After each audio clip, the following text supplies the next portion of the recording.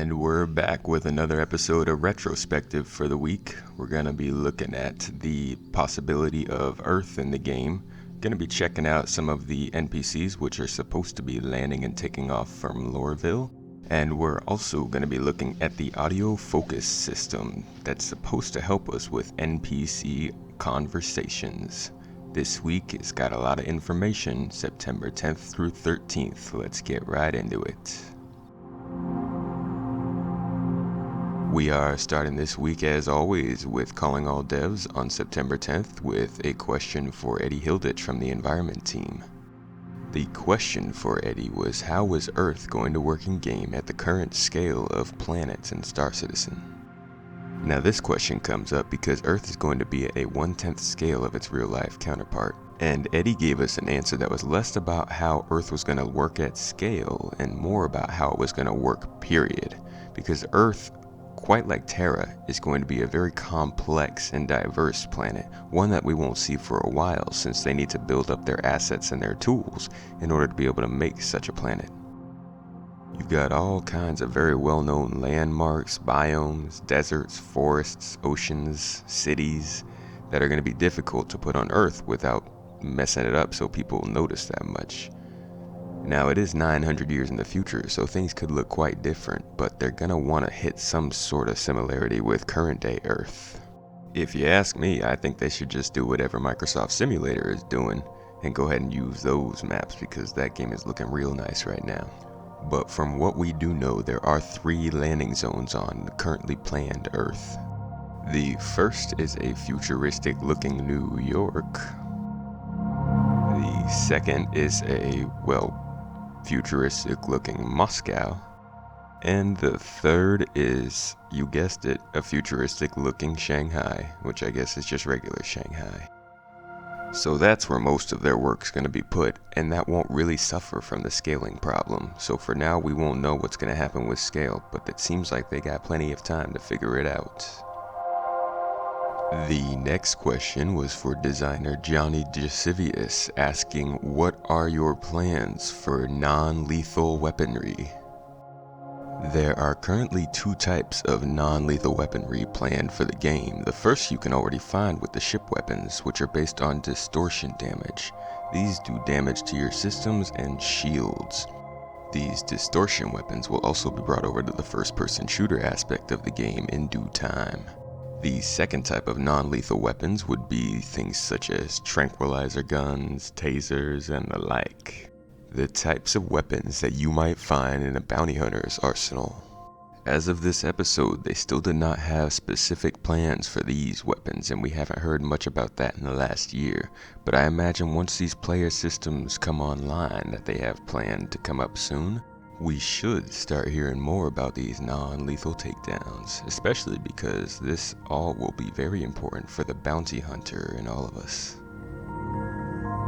The next question asked was also for Johnny, asking about additional navigation possibilities for planetary and ground-based gameplay. We've all gotten lost on these moons or planets at some point. They're very big and there's no way to really know where you are except for finding the various points of interest around these planets.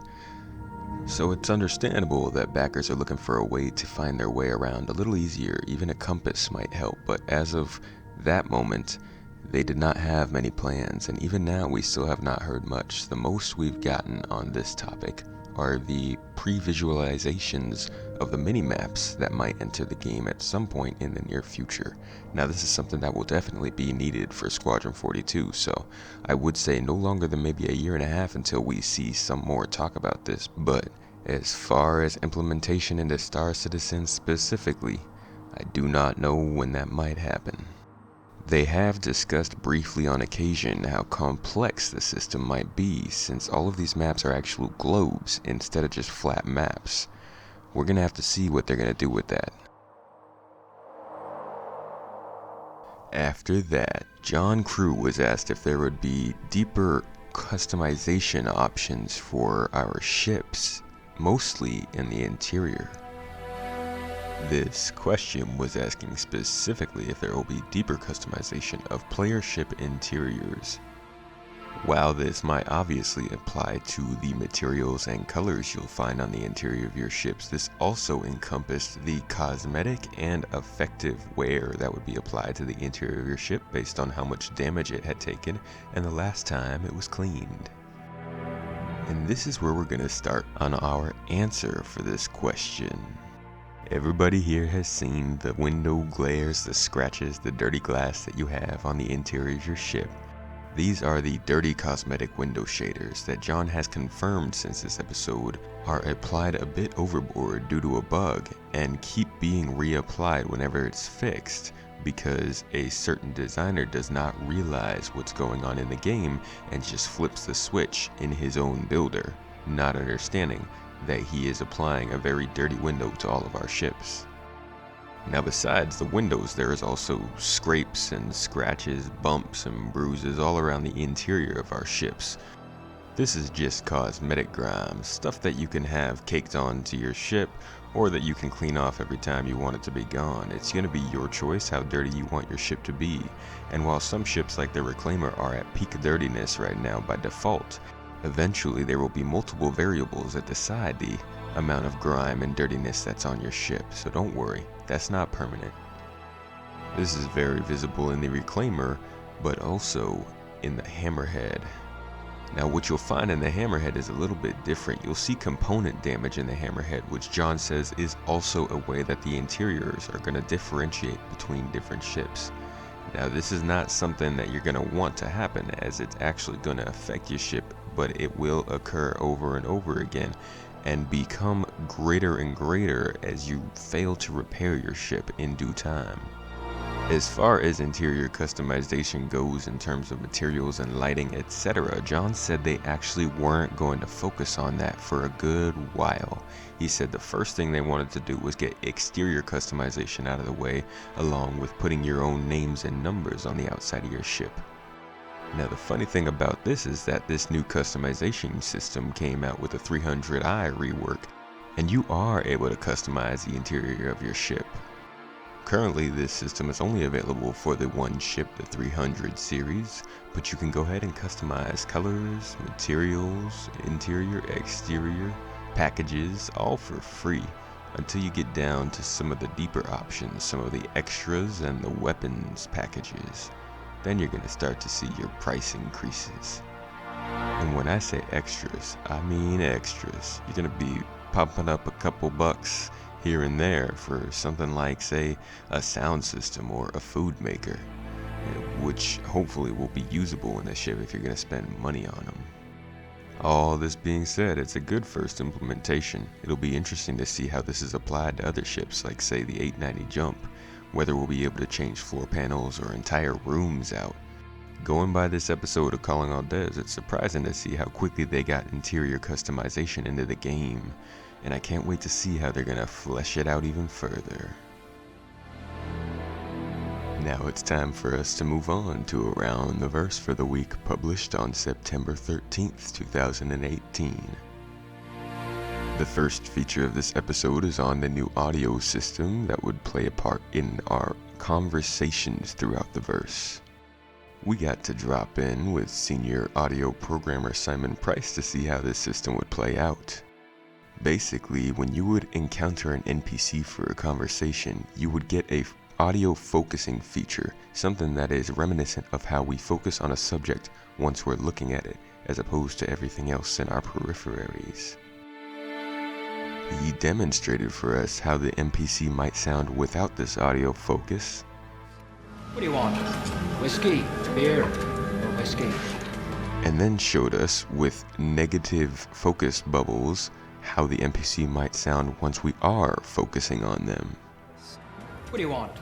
Whiskey, beer, or whiskey? He then showed us how we might not be able to hear Eckhart over on the left side of the screen here, because we are simply not focusing in that direction, and then showed that if we focus on him even from across the room, we can hear him more clearly. You looking for somebody? Now here's my personal attempt with some kind of bartender running ground control, it looks like, trying to work with me on this system. First, I couldn't get myself to sit down and look at him properly. No matter which seat I took, I flipped out for some reason. Now, at some point, I did get the man to talk to me, even though my back was turned at the time. He did talk to me, and you can hear if you listen very, very carefully right here, though. You can tell that there was no audio focus at the time. I bet a beer. Ain't no smoke. So eventually I just went behind the bar myself and perused the selection. And I realized that there's only one actually grabbable glass. I wonder when that's going to be fixed. So I had myself a drink of some invisible drink and then made my way over to a mission giver. Unfortunately, as for your boy Clovis over here, there wasn't enough noise for me to test the system out. Plus he was just stuck in his desk coughing his lungs up anyways, so I decided to get out of there pretty quickly. Apologies. The air is especially dreadful today.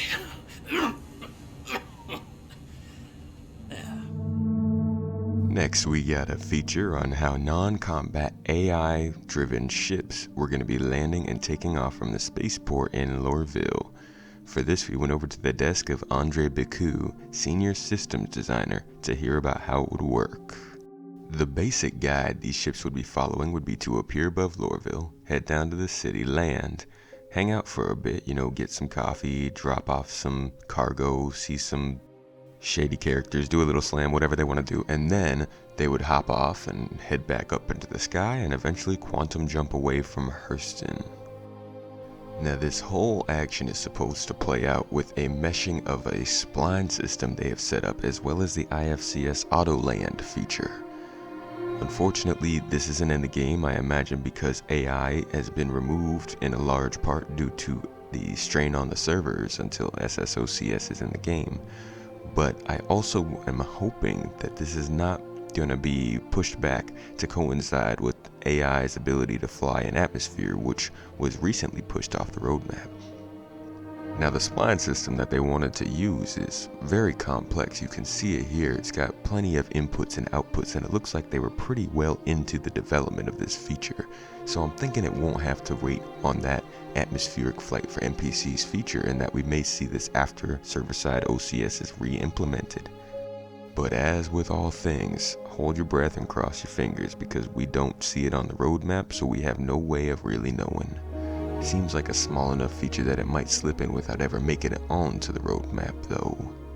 The last thing we saw in this episode was a little bit of the flare and props that were included in the hangars that were going into Lorville. This stuff I can confirm is in game right now, though in a little bit less flared and up in your face kind of way, but it is still there, so it's good to see.